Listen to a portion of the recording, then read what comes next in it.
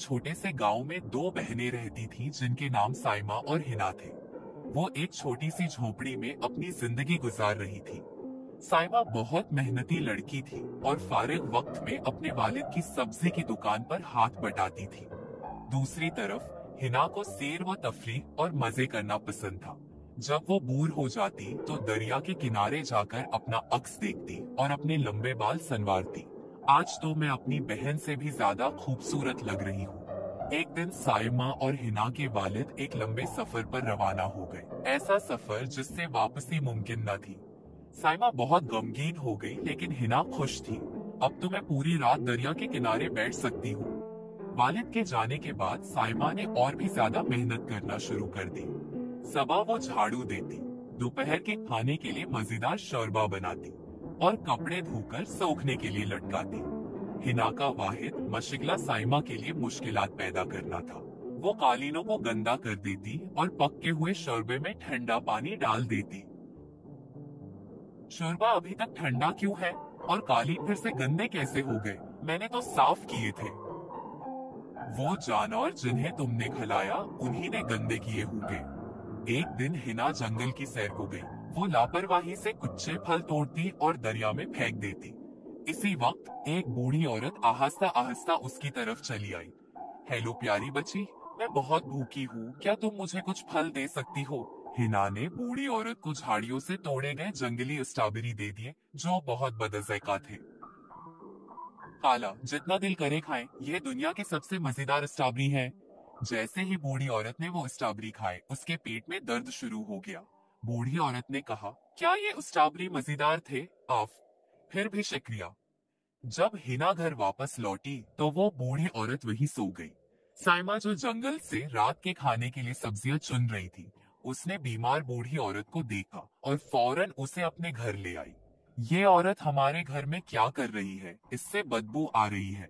ऐसा मत कहो हिना, ये औरत बहुत बीमार है। हमें उसे सेहतमंद खाना खिलाकर ठीक करना चाहिए।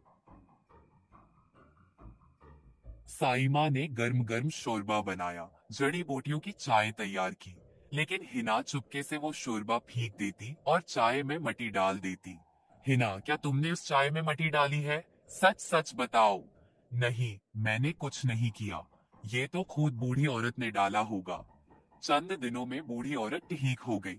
तुम एक बहुत नेक दिल लड़की हो साइमा। अगर तुम कभी बीमार हो जाओ तो ये ब्लूबेरी खाना, फौरन ठीक हो जाओगी। तमाम काम तन्हा करने के बायस साइमा बहुत थक गई और बीमार होकर बिस्तर पर गिर गई।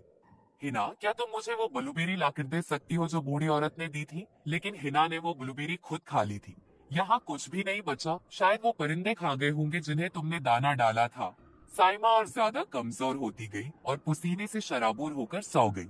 हिना घर से बाहर निकली और दरिया के किनारे जाकर अपने बाल संवारने लगी। इसी लम्हे वही बूढ़ी औरत दोबारा उसके सामने नमूदार हुई। छोटी लड़की, तुम्हारी बहन कहाँ है? वो तो फल लेने गई है और काम करने भी। तुमने झूठ बोला है। बूढ़ी औरत फौरन घर पहुंची और साइमा को बीमार हालत में देखकर बहुत अफसरदा हुई और रोने लगी।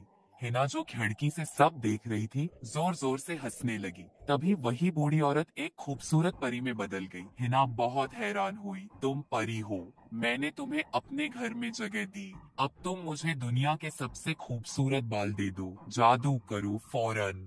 जब मैंने तुम्हें पहली बार देखा तभी मैंने बूढ़ी औरत का रूप लिया ताकि तुम्हारी नीयत जान सकूं।